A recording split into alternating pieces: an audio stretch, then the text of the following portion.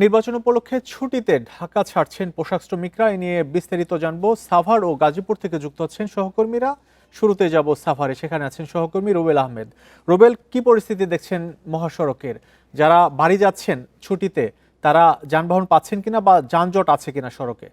জি, আমি যদি আপনাকে একটু জানিয়ে রাখতে চাই, আপনি জানেন যে সাভার শিল্পাঞ্চলে ছোট বড় মিলিয়ে প্রায় ১৬০০-র উপরে শিল্প কারখানা রয়েছে এবং এসব শিল্প কারখানাতে ৭.৫ লাখের উপরে পোশাক শ্রমিক কিন্তু কর্মরত রয়েছে এবং যাদের সিংহভাগই কিন্তু তাদের নিজ নিজ জেলায় কিন্তু গ্রামের বাড়িতে তারা ভোটার হয়েছেন। নুডলস খান নাই তো নুডলসই খান নাই।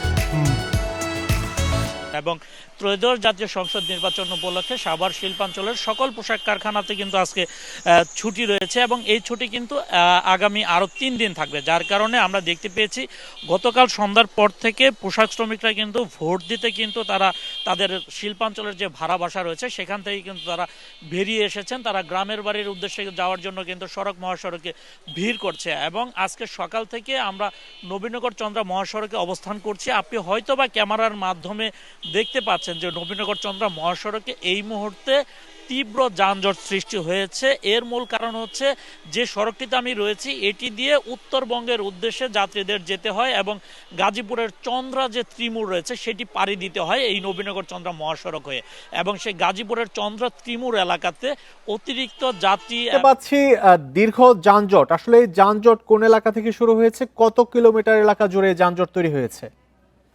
সড়ক পরিস্থিতি দেখছি এবং যে শ্রমজীবী মানুষরা রয়েছেন তারা কিন্তু এই ভোগান্তি পাড়ি দিয়ে কিন্তু তারা গ্রামের বাড়ির উদ্দেশ্যে যাওয়ার চেষ্টা করছেন। তারপরে আমরা কিন্তু তাদের সাথে কথা বলেছি, তারা কিন্তু অনেকটাই উচ্ছ্বসিত। তারা বলছেন এবছরই নির্বাচনকে ঘিরে শিল্প কারখানাতে একটানা 4 দিন ছুটি দেওয়াতে তারা কিন্তু ভোট দিতে গ্রামের বাড়িতে যেতে পারছেন এবং তারা বলছেন তারা গ্রামের বাড়ি গিয়ে তাদের যে পছন্দের যে প্রার্থী রয়েছে তাদেরকে কিন্তু তারা ভোট দিয়ে কিন্তু তারা নির্বাচিত করবেন এবং একযুগে এত মানুষজন সড়ক মহাসড়কে নেমে আসাতে আমরা কিন্তু দেখতে পেয়েছি কিছুটা পরিবহনেরও সংকট তৈরি হয়েছে। এর পাশাপাশি যাত্রীরা কিন্তু বাড়তি ভাড়া নেওয়ার কিন্তু অভিযোগ করছেন। ক্ষেত্র বিশেষে অনেক যাত্রীরা কিন্তু আমাদের কাছে অভিযোগ করেছেন যে কোথাও কোথাও কিন্তু 2 গুণ থেকে 3 গুণ বাড়তি ভাড়া নেওয়া হচ্ছে বলেও কিন্তু যাত্রীরা কিন্তু আমাদেরকে জানিয়েছেন। এর ফলশ্রুতিতে আমরা দেখতে পেয়েছি যাত্রীরা কিন্তু সকালের দিকে মহাসড়ক আটকে কিন্তু বিক্ষোভ করেছিল। পরবর্তীতে আইনশৃঙ্খলা বাহিনীর রক্ষাকারী বাহিনীর সদস্যদের হস্তক্ষেপে কিন্তু যাত্রীরা কিন্তু তাদের সেই বিক্ষোভ তুলে নিয়েছে। রুবেল, আপনি আমাদের সাথেই থাকুন। আমরা এবার গাজীপুরের পরিস্থিতি জানবো। সেখানে আছেন সহকর্মী আবুল হাসান। আবুল, গাজীপুরে কিন্তু যাত্রীদের সড়ক অবরোধের একটি ঘটনা ছিল সকালে, সেটি এখন পর্যন্ত আছে কিনা বা কি পরিস্থিতি জানাবেন বিস্তারিত।